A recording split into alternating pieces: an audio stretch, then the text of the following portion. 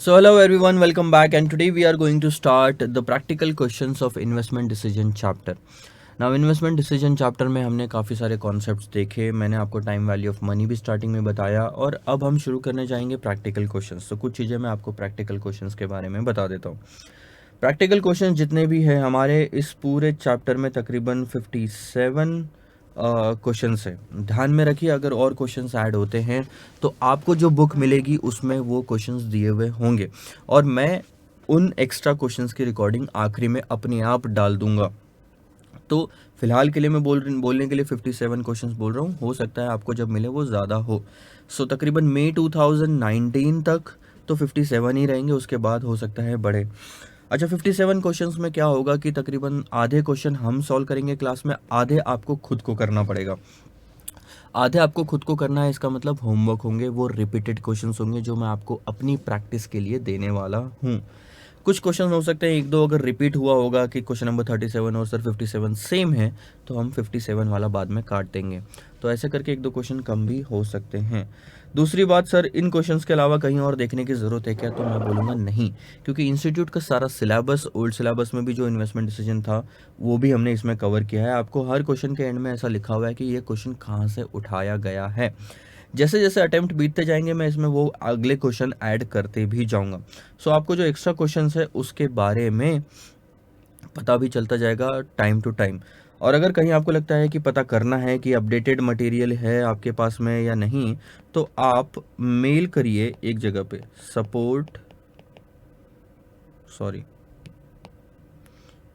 Mail करेंगे कहाँ पे, support@conferenza.in। मई 2019 या जून 2019 भी मैं बोलूँ, जून भी नहीं, आप मान के चलिए जुलाई 2019 तक आपको कोई मेल करने की ज़रूरत नहीं है। जो आपको मटेरियल आया हुआ है वो ही होगा। और अगर आप ये वीडियो जुलाई के बाद देख रहे हैं तो एक बार मेल करके ज़रूर पूछ लीजिएगा कि कोई क्वेश्चन ऐड हुए होंगे, तो आपको उसमें नया वाला PDF मिल जाएगा। ठीक है सर, आगे बढ़े। अब मैं आपको क्वेश्चंस कराने वाला हूँ। सो स्टार्ट करते हैं क्वेश्चन नंबर 1 से। क्वेश्चन नंबर 1, हाँ अच्छा, हम कैसे प्रैक्टिस रखेंगे ध्यान दो। सेम चीज़ मैं वापस रिपीट कर रहा हूँ, कोई भी क्वेश्चन मैंने कराने से पहले आपने करके देखना है, ताकि आपको समझ में आ जाए कहाँ गलतियाँ होने वाली है। सिर्फ मेरे भरोसे रहोगे कि सर हम वीडियोस देख देख के हम समझ लेंगे, लिखने की ज़रूरत नहीं है, और एग्ज़ाम में बैठ जाएंगे, तो आप सबसे बड़ी गलती कर रहे हो, आप गलत फहमी में हो। आप अपने आप को समझ सकते हो कि ठीक है सर बोल रहे हैं तो शायद गलती होगा, और हम वीडियो देख के पढ़ सकते हैं, लेकिन जो पढ़ाई आपकी लिख के होती है वो देख के नहीं हो पाएगी। सो ये चीज़ मेरी आपसे रिक्वेस्ट है कि आप पहले खुद क्वेश्चन को सॉल्व करेंगे अपनी बुक में, और उसके बाद में सर आप मेरा आंसर देखेंगे। ठीक है, क्वेश्चन को मैं पढ़ूंगा, क्वेश्चन को मैं समझाऊंगा, क्वेश्चन का आंसर भी हम लिखेंगे, और उस आंसर का प्रैक्टिकल लाइफ से रिलेवेंस क्या है वहाँ पे मैं बताते जाऊंगा जहाँ जहाँ पे ज़रूरत है, और उसके अलावा भी 2-4 पॉइंट जहाँ पे आप गलतियाँ कर सकते हो वो भी मैं आपको बताऊंगा। तो नोटिंग भी मैं करवा दूंगा उसी टाइम पे। सो सर ध्यान देंगे। अब पहला क्वेश्चन आपके सामने, ABC limited is evaluating the purchase of new project. ABC limited एक कंपनी है जो कि एक नया प्रोजेक्ट खरीदना चाहती है with a depreciable base of 1 lakh rupees. इसका मतलब वो प्रोजेक्ट की कॉस्ट जो है 1 लाख रुपए है। क्योंकि ये पूरा प्रोजेक्ट है, खर्चा नहीं है, प्रोजेक्ट है, तो हम इसकी अकाउंटिंग कैसे करते हैं, fixed asset account debit to cash. So cash तो आज चला जाएगा, आउटफ्लो 0 पॉइंट पे, लेकिन ये डेबिट हो रहा है फिक्स्ड असेट में, और ये फिक्स्ड असेट्स 4 साल तक चलने हैं। Expected economic life of 4 years, 4 साल की इसकी लाइफ दी हुई है, and change in earning before taxes and depreciation of 45,000। सो आपको जो earning before taxes and depreciation दिया है वो पहले साल का 45,000, दूसरे साल का 30,000, तीसरे साल का 25,000, और चौथे साल का 35,000। कंफ्यूज इस वर्ड से बिल्कुल मत होइए, ये वर्ड आपके इस क्वेश्चन में कुछ काम का नहीं है। कि सर चेंज दिया, इसका मतलब क्या? चेंज मतलब पहले अगर कुछ बेस दिया होता 10,000, 50,000, 1 लाख, उसमें चेंज है क्या? नहीं, पहले की वैल्यू कहीं पे भी नहीं दी हुई है। सो इस चेंज का इस क्वेश्चन से कोई लेना देना नहीं है। आप काट भी दोगे तो इट्स ऑल फाइन। उसके बाद उन्होंने लिखा है स्ट्रेट लाइन मेथड से डेप्रिसिएशन चार्ज करना है। अज्यूम स्ट्रेट लाइन डेप्रिसिएशन, इसका मतलब क्या है कि सर डेप्रिसिएशन जब आप लगाओगे फिक्स्ड असेट पे, तो डेप्रिसिएशन 2 तरह के होते हैं। WDV मेथड होती है, एक स्ट्रेट लाइन मेथड होती है। WDV मेथड जो है रिटर्न डाउन वाली, उसमें परसेंटेज लगाते जाते हो। आगे आएगा तो हम देखेंगे, ये अकाउंटिंग वाला पार्ट है आपका। स्ट्रेट लाइन मेथड में फॉर्मूला क्या होता है डेप्रिसिएशन का? Cost of the machine minus salvage value divided by life. हमारे यहाँ पे कॉस्ट कितनी है 1,00,000, सैल्वेज वैल्यू 0, लाइफ कितनी है 4, तो आपका जो डेप्रिसिएशन है वो कितना आएगा 25,000 का। एंड 20% टैक्स रेट, और टैक्स रेट कितना दिया हुआ है आपको 20% का दिया हुआ है, ठीक है। टैक्स हम 20% माइनस करेंगे। You are required to compute the relevant cash flows. क्या कैलकुलेट करने कहा है सर आपको? कैश फ्लोज फाइंड आउट करो। आपको सिर्फ कैश फ्लोज निकाल के देने, यानी कि नेट में पैसा कितना आया कितना पैसा गया, ये आप फाइंड आउट करके बता दो, ठीक है सर। सो ध्यान देंगे हम आप यहाँ।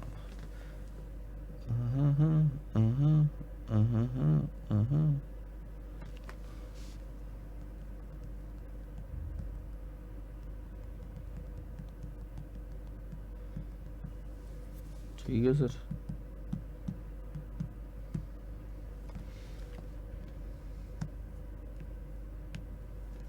Question number 1। सो ये इस तरह से दिया हुआ है आपको। यहाँ आपके 1,00,000 रुपए चले जाएंगे, ठीक है। 1,00,000 रुपए जाने के बाद में आपको अलग अलग पॉइंट पे कैश इनफ्लोज होगी। अब आप एक चीज़ समझिए, चलो यहाँ इसको थोड़ी सी जगह छोड़ के यहाँ पे मैं फाइनल आंसर लिखता हूँ। ईयर 0 1 2 3 4। सो इनिशियल इन्वेस्टमेंट जो स्टार्टिंग में लगा वो है 1,00,000 रुपए का।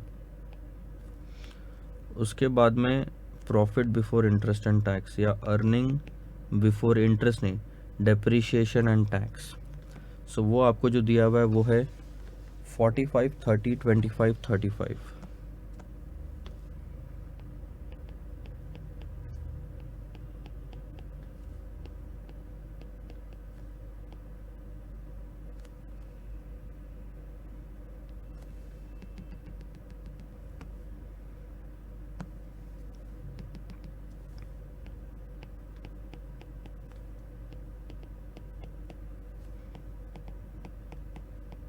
ठीक है, ओके।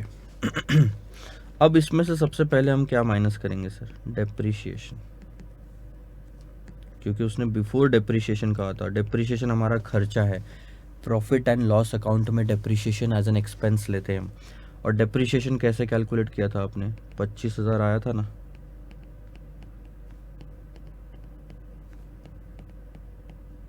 सो ध्यान दो 1,00,000 रुपए का आज आपका पैसा गया है, डेप्रिशिएशन कैलकुलेट करना है। डेप्रिशिएशन आप कैसे कैलकुलेट करते हो? Cost minus salvage value divided by life, depreciation using straight line method, ठीक है। सो कॉस्ट है आपकी 1,00,000 की, सैल्वेज वैल्यू 0 और लाइफ 4 साल की, तो हर साल का डेप्रिशिएशन कितना हो गया आपका 25,000 का। तो आपने 25,000 चार्ज करने हैं। अब इसके बाद ये जो फिगर आएगी इसको हम कहेंगे अर्निंग बिफोर टैक्स, क्योंकि अब डेप्रिशिएशन तो माइनस हो गया तो डेप्रिशिएशन हट गया। अब यहाँ पे आपका कितना बचा 20,000, यहाँ 5,000, 0 और 10,000। अब ये बिफोर टैक्स है तो हम अब टैक्स भी माइनस कर देंगे। कितना? 20% कहा था, सो 20% विल बी 4,000, 1,000, 0 का 20% 0 और इसका 20% 2,000, ठीक है। जितना भी पैसा कमाया उसका 20% आपने गवर्नमेंट को देना है। तो ये आ गया आपका अर्निंग आफ्टर टैक्स 16,000, 4,000, 0, 8,000, ठीक है। अब कुछ चीज़ें जो है आपने समझना ज़रूरी है। क्या ये हमारा फाइनल आंसर है? पहली चीज़ तो सर नहीं, ये हमारा फाइनल आंसर इसलिए नहीं है क्योंकि ये हमारा फाइनल आंसर इसलिए नहीं है क्योंकि हमको पूछा गया है कैश फ्लोज निकालो, लेकिन अभी तक हमने सिर्फ अर्निंग्स निकाली है और अर्निंग्स और कैश फ्लोज में डिफरेंस होता है, पहली चीज। अब अर्निंग्स आफ्टर टैक्स को कैश फ्लोज में कन्वर्ट करने के लिए डेप्रिसिएशन को वापस मैं ऐड बैक करूंगा। डेप्रिसिएशन यानी कि कोई भी नॉन कैश आइटम जो है या एक्सपेंस जो था, अगर उसको पहले मैंने माइनस किया है तो बाद में मैं ऐड बैक करूंगा, पहले ऐड किया है तो मैं बाद में माइनस करूंगा। अब अगर आप ध्यान से देखेंगे तो जो डेप्रिसिएशन है ये मैं पहले माइनस कर चुका हूं और ये नॉन कैश आइटम है। नॉन कैश कैसे है ये मैं आगे आपको बताऊंगा, फिलहाल के लिए आप सिर्फ ऐड करिए और कहानी बाद में सॉर्ट आउट करेंगे। हर साल कितना था डेप्रिसिएशन? 25,000। सो अब आपके ये कन्वर्ट होंगे कैश फ्लोज आफ्टर टैक्स में। तो यहाँ 1,00,000 का आउटफ्लो, 41,000, यहाँ 29,000, 25,000 और 33,000। ये आपका फाइनल आंसर है। 0 पॉइंट पे तो एक ही कैश फ्लो था, इसलिए सीधा ऊपर 1,00,000 और नीचे 1,00,000 आ गया। अब क्वेश्चन ये आता है, सर आपको यहाँ तक तो समझ गया होगा अर्निंग आफ्टर टैक्स तक, लेकिन ये डेप्रिसिएशन जो एड बैक किया ना सर, ये थोड़ा सा जमा नहीं हमको, तो जमा नहीं, इसीलिए हम यहाँ पे एक वर्किंग करके दिखाएंगे आपको रफ में। एक चीज आप समझिए, आपने जब मशीन खरीदी या प्रोजेक्ट खरीदा तो आपका जेब से 0 पॉइंट पे ही कैश चला गया, लेकिन हमारे अकाउंटिंग रूल के हिसाब से हम सारा का सारा खर्चा पहले साल नहीं दिखाते, हम उसको ओवर अ पीरियड अमोर्टाइज करते हैं, जिसको हम डेप्रिसिएशन कहते हैं। तो प्रॉफिट एंड लॉस अकाउंट में 25,000 की 4 एंट्री जाएगी प्रॉफिट एंड लॉस अकाउंट में, लेकिन आपका हर साल 25,000 रुपये का कैश आउटफ्लो भी होगा क्या? आपको क्या हर साल 25,000 रुपये देने हैं? पहली चीज, देने नहीं है, क्योंकि अगर आपको ये 25,000 भी देने पड़ गए तो आपका तो दो बार 1-1 लाख रुपए चला गया, एक तो स्टार्टिंग में गया और बाद में भी गया, जबकि मशीन 1,00,000 की है तो आउटफ्लो भी 1,00,000 का ही होना चाहिए था। ठीक है, तो ये चीज़ समझ में आ रही है? ये सिर्फ बुक्स में एंट्री है 25,000 की, जेब से नहीं जा रहा। अब चीज़ समझिए, let's say for an example, क्योंकि ऊपर में फिगर थोड़ी बड़ी है इसलिए समझने में दिक्कत जाएगी। हमने पैसा कमाया earning before tax and depreciation books में, और मेरे पॉकेट में कितना आ रहा है? सो पहले मैंने 10 रुपये कमाया तो मेरी जेब में भी 10 रुपये है। अब इसमें से मैं डेप्रिसिएशन माइनस करता हूँ, लेट से 2 रुपये का। ठीक है, तो 2 रुपये का जब मैं डेप्रिसिएशन चार्ज करता हूँ तो बुक्स में से माइनस होता है, पॉकेट में से 2 रुपये किसी को देने पड़ते हैं क्या? नहीं, सिर्फ बुक्स की एंट्री है। तो यहाँ 8 और यहाँ 10 आ गया, this is earning before tax. अब आप टैक्स माइनस कर दो और सिंप्लिसिटी के लिए मान के चलो कि सर टैक्स का रेट है 50%। 50% टैक्स है तो आधा टैक्स आ जाएगा, यानी कि ये 4 रुपये किसको देने हैं? गवर्नमेंट को देने हैं। टैक्स हमेशा प्रॉफिट पे लगता है, ठीक है। ये तो सारा कैश फ्लो है, कैश फ्लो पे नहीं लगता, तो देने आपको अल्टीमेटली 4 ही है आपके जेब से, गवर्नमेंट को आपने 4 दिए। सो अब आपका आ गया अर्निंग आफ्टर टैक्स यहाँ पे 4 का, और कैश फ्लो आपके जेब में जो बचा हुआ है वो है 6 का। ठीक है, हमको क्वेश्चन ने बोला था कैश फ्लो निकालो, लेकिन हमने निकाल के छोड़ा था अर्निंग आफ्टर टैक्स, और अर्निंग आफ्टर टैक्स से कैश फ्लो पे जाने के लिए सिर्फ एक ही चीज़ करनी है, वो जो डेप्रिसिएशन आपने पहले माइनस किया था ना, वो आप वापस ऐड कर दो, 4 + 2 6। तो सर जब हमको पहले अच्छा इतना तो आपको समझ में आ गया कि डेप्रिसिएशन ऐड क्यों करना पड़ा, ये मैंने आपको प्रोसीजर समझाई। 4 से अगर 6 पे जाना है तो क्वेश्चन आपको 6 की वैल्यू पूछ रहा है, आप अभी तक 4 पे ही हो, और यहां से वहां जाने के लिए 2 ऐड करना पड़ेगा, एक चीज। दूसरी चीज सर, अगर हमको डेप्रिसिएशन ऐड ही करना था तो माइनस क्यों किया? माइनस करने और ऐड करने के बीच में एक महत्वपूर्ण चीज हुई, वो है टैक्स। अगर आप माइनस नहीं करते तो सोचो 10 रुपए कमाते और 10 पे 5 का टैक्स देते तो 5 आपके पास कैश फ्लो बचता। ठीक है, 5 आपके पास में बचता और कहानी खत्म हो जाती, जबकि अभी आपके पास कितना बच रहा है? 6 जेब में। तो डेप्रिसिएशन की वजह से क्या हुआ कि डेप्रिसिएशन का पैसा गया नहीं, लेकिन उस पर लगने वाले टैक्स का पैसा बच गया। सो इसलिए 2 पे 50%, 1 बच गया।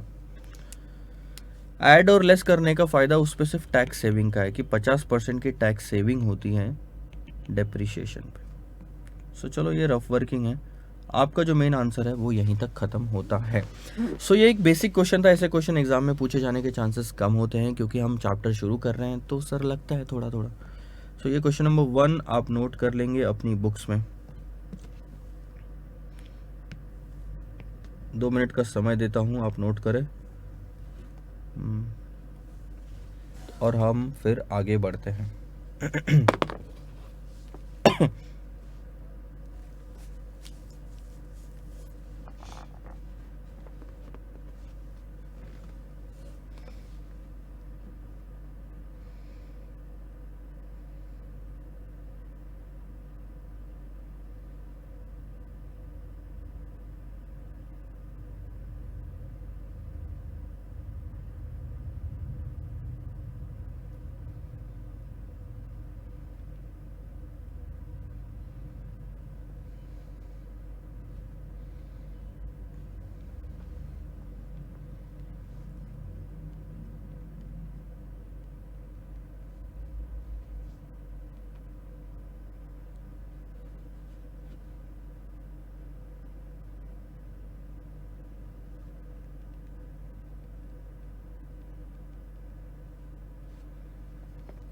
चले,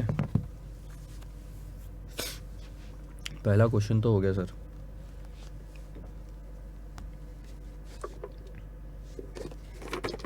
दूसरे क्वेश्चन पे आइए।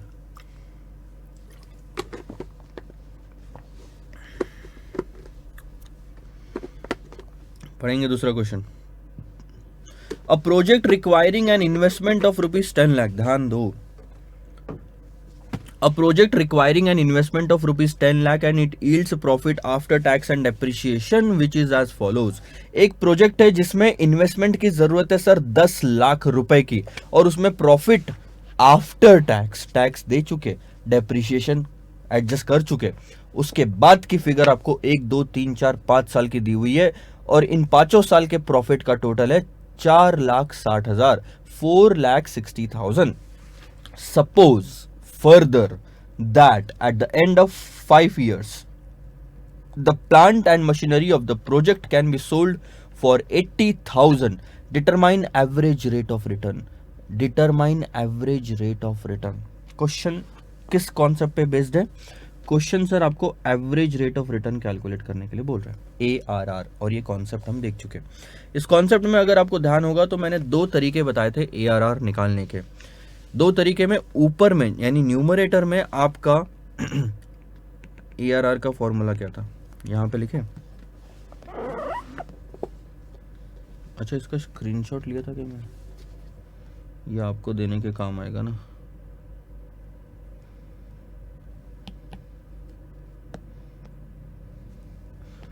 Question 2, average rate of return में एवरेज प्रॉफिट लोगे, प्रॉफिट आफ्टर टैक्स लिखता हूं,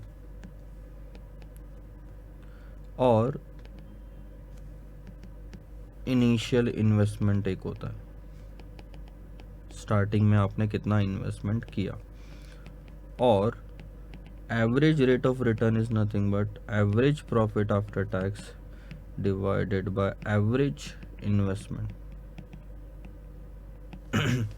अब प्रैक्टिकल लाइफ में ये कॉन्सेप्ट फॉलो, ये फॉर्मूला बहुत ही गलत होता है, और हम सिर्फ ये फॉर्मूला यूज करेंगे। सिलेबस में दोनों दिया हुआ है, इस क्वेश्चन के आंसर में इंस्टीट्यूट ने दोनों चीजें यूज की हुई है, और दोनों में से कोई भी एक आंसर लिखने के लिए बोला है। तो जब हमारे पास में ऑप्शन है तो हम सही वाला रास्ता चूज करेंगे, क्योंकि आज मैंने अगर 10 रुपए इन्वेस्टमेंट किया और 1 साल में 2 रुपए कमाया, 1 साल में 2 रुपए कमाया, तो 2 डिवाइडेड बाय 10 करके पता करता हूं कि मैंने कितना कमाया। ठीक है। So average rate of return is equal to average profit after tax divided by, average तो नहीं, हमने इनिशियल इन्वेस्टमेंट लेना है कि हमने इन्वेस्टमेंट कितना किया। सो अगर आप ध्यान दोगे तो आपका टोटल प्रॉफिट जो 5 साल का है वो है 4,60,000। अब 5 साल का है, एवरेज निकालना है तो 5 से डिवाइड करना पड़ेगा, डिवाइडेड बाय इन्वेस्टमेंट जो है आपका स्टार्टिंग का वो है 10 लाख का। सो 92,000 आएगा, एक बार चेक कर लेता हूँ। 92,000 divided by 10 lakh, so 9.20% per annum आपका ARR आ रहा है। इसका मतलब क्या है अब ये समझो। बहुत ही आसान था ये क्वेश्चन, ख़त्म भी हो चुका है। ठीक है, बात ऐसी है, आपने आज पैसा डाला 10 लाख का, उसमें 5 साल में अलग अलग कमा रहे हो, और क्वेश्चन ये पूछता है कि ऑन एन एवरेज बताओ, भले ही 5 साल में अलग अलग कैश फ्लो हुआ, ऑन एन एवरेज बताओ मैंने हर साल कितना कमाया। तो आप हर साल, 5 साल में से हर साल एवरेज 9.20% आप कमा रहे हो, ये उसका मतलब होता है। ठीक है, तो ये चीज़ आपको समझी, लिख लेंगे फटाक से। इसमें एक दो चीज़ें हैं जो मैं आपको बताना चाहता हूँ। सबसे पहले जो दूसरा फॉर्मूला यूज़ करके आंसर निकाला है वो फॉलो मत करो, वो बहुत ही ज़्यादा गलत है। इंस्टीट्यूट के सिलेबस में है, उससे आप आंसर लिख के भी आते हो तो भी आपको मार्क्स मिलेंगे, लेकिन प्रैक्टिकल लाइफ में वो आपके कुछ काम का नहीं, पहली चीज़। दूसरी चीज़, अगर आपको यहाँ पे लग रहा होगा कि सर एक चीज़ हमने छोड़ दी इस पूरे क्वेश्चन में, वो है आखिरी की line, the plant and machinery of the project can be sold for 80,000, determine the average rate of return. तो सर ये 80,000 का हमने कोई कंसिडरेशन क्यों नहीं किया? सर बहुत ही सिंपल है, हमको जो क्वेश्चन पूछा जा रहा है वो एवरेज रेट ऑफ रिटर्न निकालने के लिए पूछा है, प्रॉफिट निकालने के लिए पूछा है, रिटर्न निकालने के लिए पूछा है। जो 80,000 आपको क्वेश्चन में दिए हुए वो कैश फ्लो है। 80,000 में जो आपने मशीन बेची वो प्रॉफिट नहीं है, वो रिटर्न का हिस्सा ही नहीं है, तो रिटर्न कैलकुलेट करने में उसको कंसिडर भी नहीं करेंगे। आई बात आपको इतनी समझ में? कैश फ्लो है। जब आपने फिक्स एसेट खरीदा था 10 लाख का, तो एंट्री क्या की थी? Fix asset debit to cash, दोनों प्रॉफिट एंड लॉस अकाउंट में नहीं जाते। जब आपने मशीन बेची तो एंट्री क्या की थी? Cash account debit 80,000 to fix asset 80,000। तो ये दोनों एंट्रीज आपकी प्रॉफिट एंड लॉस में नहीं जाती, और जब प्रॉफिट एंड लॉस में नहीं जा रही है, अकाउंट में नहीं जा रही है, तो प्रॉफिट कहां से हुआ? आपको तो रिटर्न चाहिए, प्रॉफिट चाहिए, average rate of return calculate करने के लिए। ठीक है, ये चीज समझ में आ गई। अब आप आंसर लिख लेंगे फटाक से, 2 मिनट का समय देता हूं, आंसर लिखेंगे, उसके बाद क्वेश्चन नंबर 3 पे मूव ऑन करते हैं।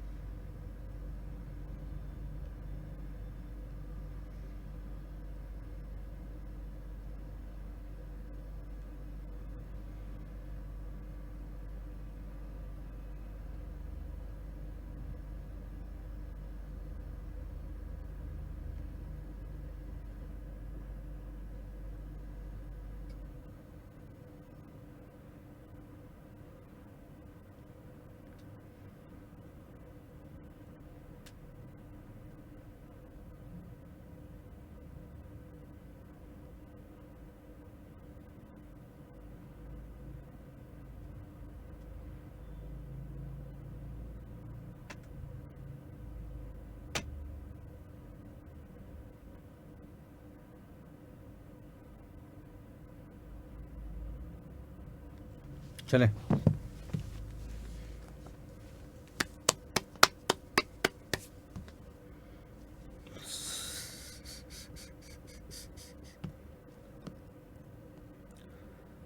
सर ऐसी बात है, हमने कंटिन्यूअस क्वेश्चंस करना है, काफ़ी सारे क्वेश्चंस करना है, समझना भी है, तो थोड़ी सी एनर्जी आप बना के रखो। चाय का ग्लास हो। ओके वेट,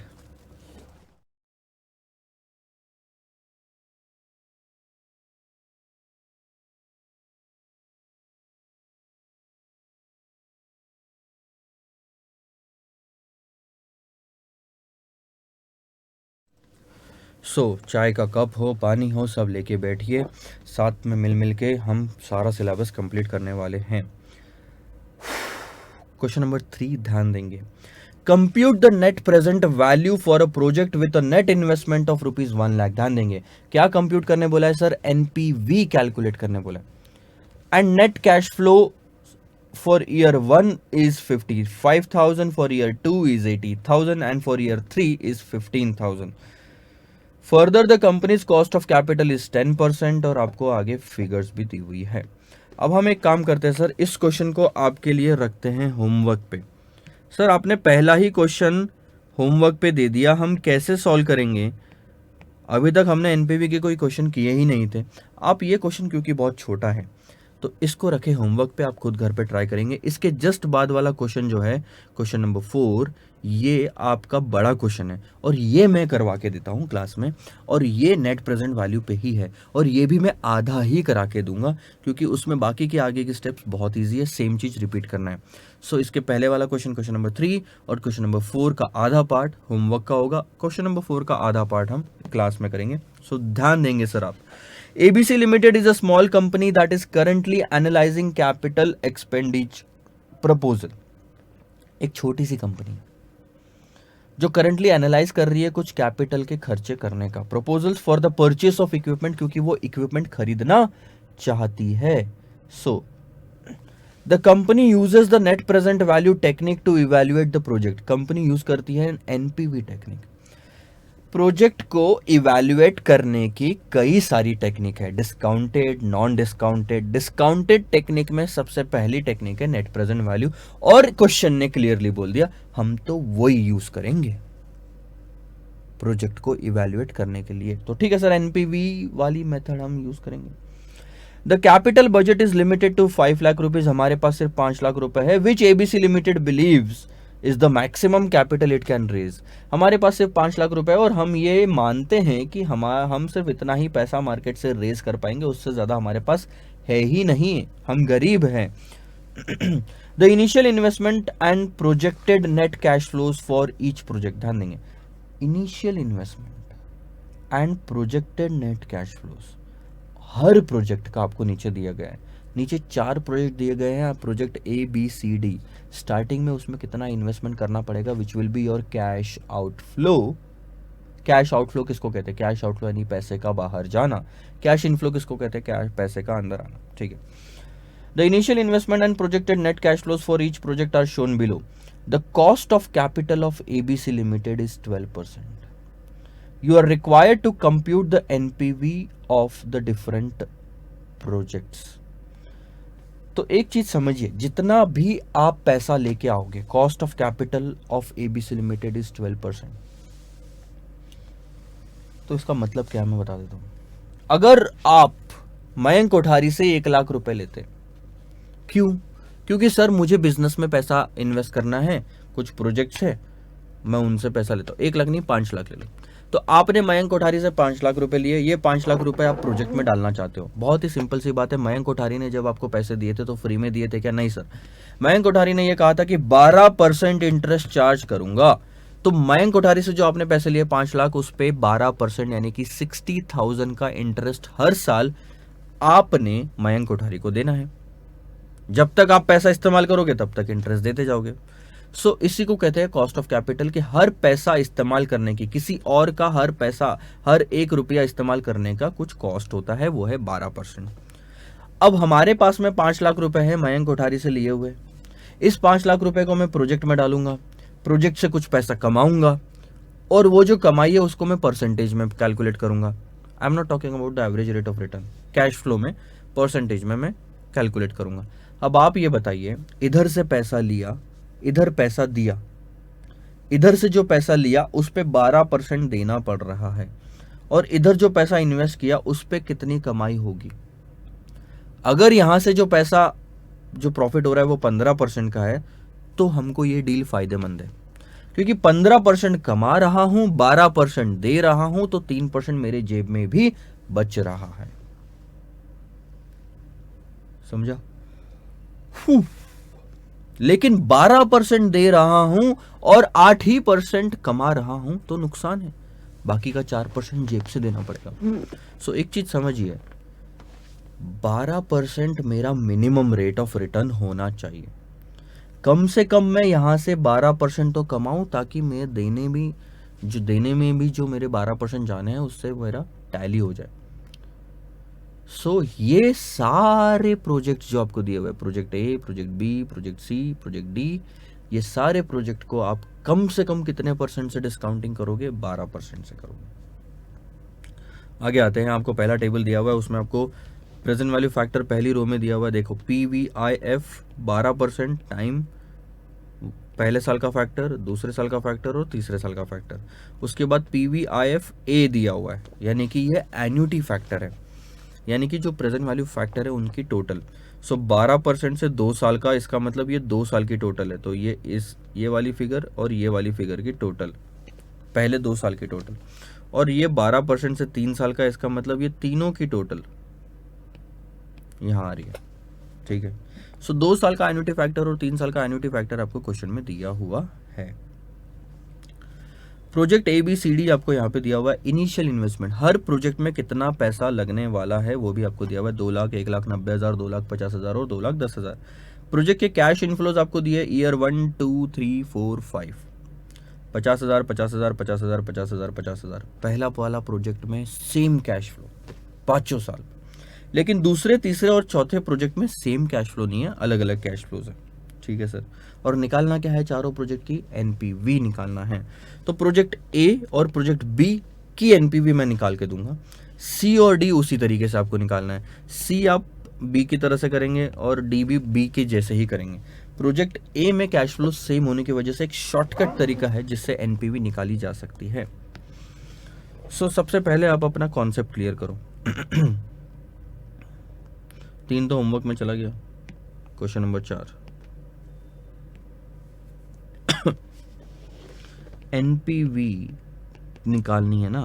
तो NPV कैसे निकालते हो, present value of cash inflow minus present value of cash outflow. ये चीज ध्यान में रखो। So project A NPV is equal to inflow annuity into present value annuity factor. Cash inflow में एक ही फिगर 5 बार दी हुई है, इसलिए मैं एन्युटी वाला मेथड यूज कर रहा हूँ प्रेजेंट वैल्यू निकालने के लिए। और present value of cash outflow यानी कि इनिशियल इन्वेस्टमेंट जो आपका लगना है। सो एन्युटी कितनी है, 50,000। और प्रेजेंट वैल्यू एन्युटी फैक्टर जो आपको निकालना है वो है 12% से 5 साल का निकालना है। अब मुझे ये दिक्कत है इस क्वेश्चन में कि जब 5 साल दिए हुए हैं तो ऊपर में 2 साल या 3 साल के ही फैक्टर्स लिखे हुए हैं, 5 साल का फैक्टर लिखा हुआ होना चाहिए था। नहीं है तो हम निकालेंगे। लेकिन एक चीज यहां से सीख लो कि आपको अगर 4 डिजिट्स में दिए हुए हैं, 4 डिजिट्स में दिए हुए हैं यहाँ पे फैक्टर, तो आपने सारे आंसर 4 डिजिट में ही लेने हैं। मतलब सारे आंसर यानी कि सारे फैक्टर्स 4 डिजिट में ही लेने हैं। ऐसा क्यों सर, बहुत ही सिंपल। मैं आपको एक चीज हमेशा सजेस्ट करूंगा, क्वेश्चन में अगर प्रेजेंट वैल्यू फैक्टर दिया हुआ है तो उसी को इस्तेमाल करो डिस्काउंटिंग के लिए। सर ऐसा क्यों, हमको नहीं आता क्या, हमको तो आता है, आपने तो हमको सिखाया था 1 divided by rate of interest लेना, 1 डिवाइड बाय 1.12 इक्वल टू दबाते जाओ आ जाएगा। तो हम खुद भी तो निकाल सकते हैं, यहां दिए हुए वो लेना जरूरी क्यों है। जरूरी इसलिए है क्योंकि अगर इंस्टीट्यूट क्वेश्चन में ये ना दे तो आप लोग क्या करोगे, कोई 2 लेगा, कोई 3 डिजिट में लेगा, कोई 4 डिजिट में लेगा। एग्जाम में बैठने के बाद में जब पेपर सॉल्व करोगे तो अपने अपने मन से सब लेते जाएंगे।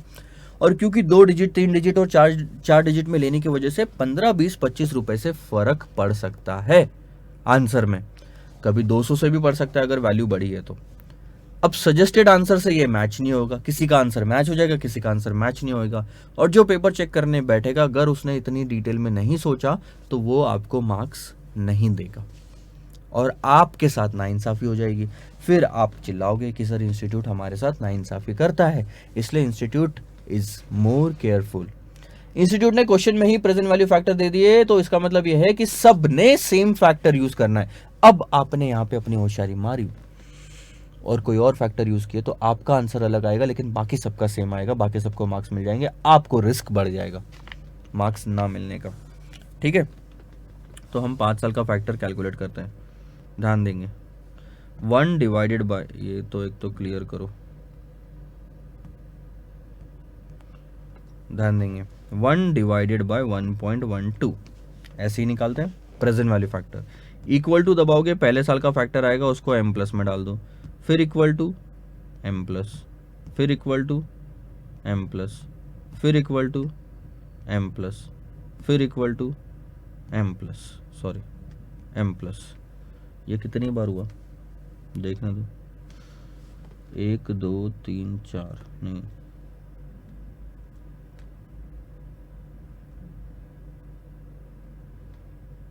1 2 3 4 5 बार तो हो गया, ठीक है। तो ये हम करते हैं मेमोरी रिकॉल, तो हमारा आंसर आता है 3.605 6048। मैं एक बार फिर से चेक ज़रूर कर लूँगा।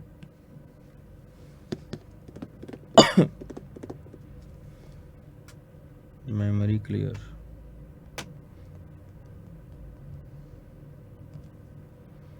एक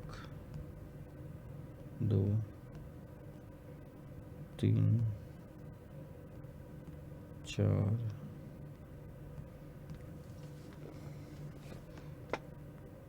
memory recall 3.6048 minus initial investment है आपका 2 लाख का। सो 50,000 इंटू 3.6048 दैट्स 1,80,240 माइनस 2 लाख। तो यहाँ पे आपका निगेटिव आएगा आंसर, दैट्स माइनस 19,760। ये आपकी NPV I negative. NPV of project A है इसलिए ए लिख रहा हूँ कि पैसा जो आना है वो कम पड़ रहा है, पैसा जो आना है वो जाने से कम है, इसलिए एनपीवी निगेटिव आई। प्रेजेंट वैल्यू के टर्म में आज की वैल्यू आने वाले पैसों की 180-240 है। सो 1 2 3 4 आज 2 लाख रुपए गए, लेकिन 50,000 आपको, अच्छा 5 बार आए थे ना, लेकिन फिर भी वैल्यू कम पड़ रही है। चलो ठीक है,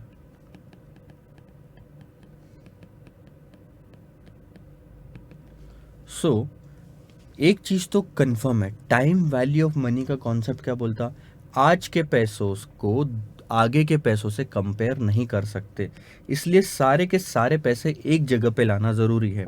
और सारे के सारे पैसे एक ही जगह पे लाना है तो आज ही डिसीजन लेना है, तो सारे पैसे आज ही लेके आ जाओ एक जगह पे। ये तो 4 ही हुआ ना, एक और ले सकते हैं 50,000। तो ये कैश इनफ्लो जो है, पैसे जो आने वाले उसकी आज की वैल्यू है 180-240। अब ये आज की वैल्यू कैश इनफ्लो, ये कैश आउटफ्लो, और नेट में आपको नेगेटिव फिगर 19,760 पड़ रहा है। सो दिस इज योर लॉस। ऐसे केस में हम प्रोजेक्ट एक्सेप्ट नहीं करते। इसका मतलब जब हमको मिलने वाला पैसा कम है देने वाले से, जाने वाले से, तो हम प्रोजेक्ट एक्सेप्ट नहीं करते। तो ये आपका पहला वाला पार्ट हो गया। मैं प्रोजेक्ट बी का एनपीवी निकाल के देता हूँ।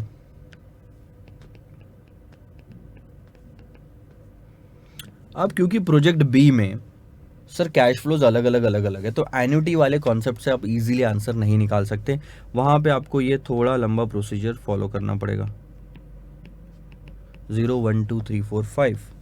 अब आप लोगे दूसरे वाले कॉलम में cash flows. So project B में 1,90,000 लगा, 40 50 70 70 सॉरी 40 50 40 50 70 75 75, 1,90,000 गया, 40,000 आया, 50,000 आया, 70,000 आया, 75,000 आया, 75,000 आया। इन्हीं सारे कैश फ्लोज की एनपीवी निकालनी है, तो प्रेजेंट वैल्यू फैक्टर लेंगे हम 12% से। 0 पॉइंट का फैक्टर हमेशा 1 होता है, याद रखना। आज का प्रेजेंट वैल्यू फैक्टर, आज के 10 रुपए ही है, यानी 10 multiplied by 1 equal to 10 divided by 1.12, that's 1 divide by 1.12, so 0.8929, 0.7972,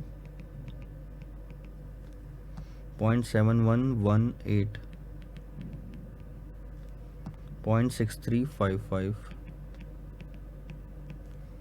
0.5674। एक बार चेक कर लो वहाँ से कि यही वैल्यूज़ 3 साल की दी हुई है ना, 8929 7972, ठीक है, फिर 7118, ठीक है, समझ में आ गया। तो बाकी भी दोनों सही होगा। और ये लास्ट वाला कॉलम होगा आपका प्रेजेंट वैल्यू का। सो 1,90,000 यहाँ आ गए 40,000 इंटू 0.8929 35,716, फिर 50,000 इंटू 0.7972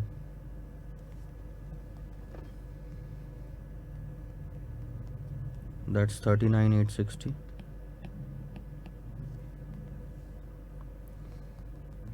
70,000 इंटू 0.7118 49,826, 75,000 इंटू 0.6355 47,662 ले लेता हूँ यहाँ पे मैं, और 75,000 इंटू 0.5674 दैट्स 42,555। अब इनकी कर लेते हैं सर हम टोटल, ताकि एनपीवी आ जाएगी। एनपीवी क्या है? इनफ्लो और आउटफ्लो की टोटल। आउटफ्लो पहले वाली रो में लिखा है और इनफ्लो आपको नीचे में सारा जगह दिया हुआ है।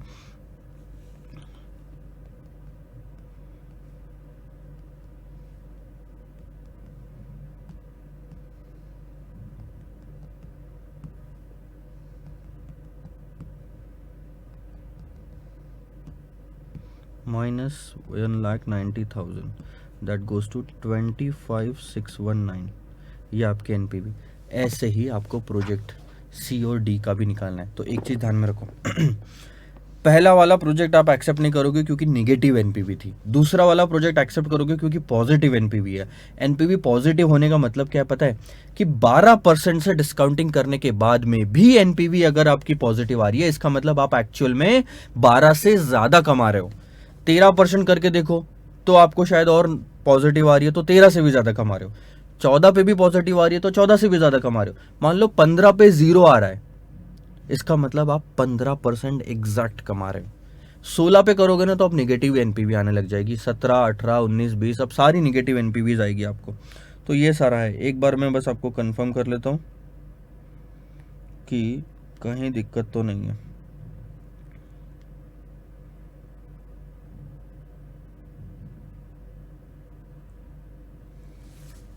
ठीक है सर। सो प्रोजेक्ट ए और बी आपका सही रहा। प्रोजेक्ट सी और डी आपको सॉल्व करना है। उसके आंसर्स मैं आपको सिर्फ बता देता हूँ। ए और बी का तो सही था। प्रोजेक्ट बी और सी आपको सॉल्व करना है। उसका आंसर आएगा 27,050 और लास्ट वाले का आंसर आएगा निगेटिव में 3750, इसके आसपास आएगा।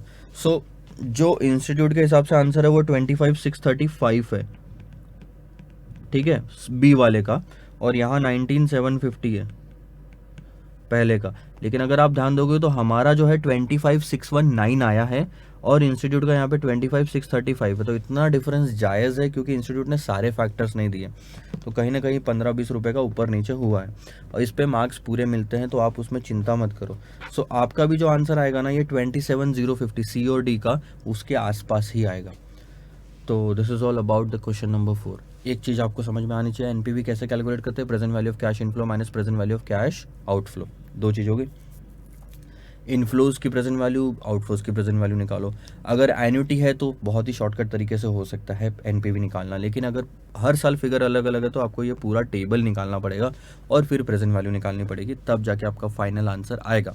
पॉजिटिव एनपीवी है तो सर प्रोजेक्ट एक्सेप्ट करेंगे, निगेटिव है तो नहीं करेंगे। पॉजिटिव पे प्रोजेक्ट एक्सेप्ट क्यों करेंगे? रूल तो बना दिए, एक बार क्लियर तो करो कि पॉजिटिव पे इसलिए एक्सेप्ट करेंगे कि हमारा जो कॉस्ट ऑफ कैपिटल है उससे ज़्यादा हम कमा रहे हैं, उसको बोलते हैं internal rate of return. So IRR ज़्यादा है कॉस्ट ऑफ कैपिटल से, इसलिए एनपीवी पॉजिटिव आ रही है। आईआरआर जो कमाई है हमारी कम होती, आईआरआर यानी कि कमाई, तो उस प्रोजेक्ट पे जो कमाई है वो कॉस्ट ऑफ कैपिटल से अगर कम होती तो एनपीवी नेगेटिव आता। तो कमाई अगर कॉस्ट ऑफ कैपिटल से कम है, खर्चे से कम है, तो हम क्यों प्रोजेक्ट एक्सेप्ट करेंगे? आई बात समझ में? So this is all about this question. So इस वाले लेक्चर में हम यहीं तक रुकते हैं। 1, 2, 3, 4 ये क्वेश्चन आपके हो चुके हैं। नेक्स्ट वाले लेक्चर से हम क्वेश्चन नंबर 5 से स्टार्ट करेंगे। सो फिलहाल के लिए सिर्फ इतना ही। अगले लेक्चर में मिलते हैं अगले क्वेश्चन के साथ में। Bye bye.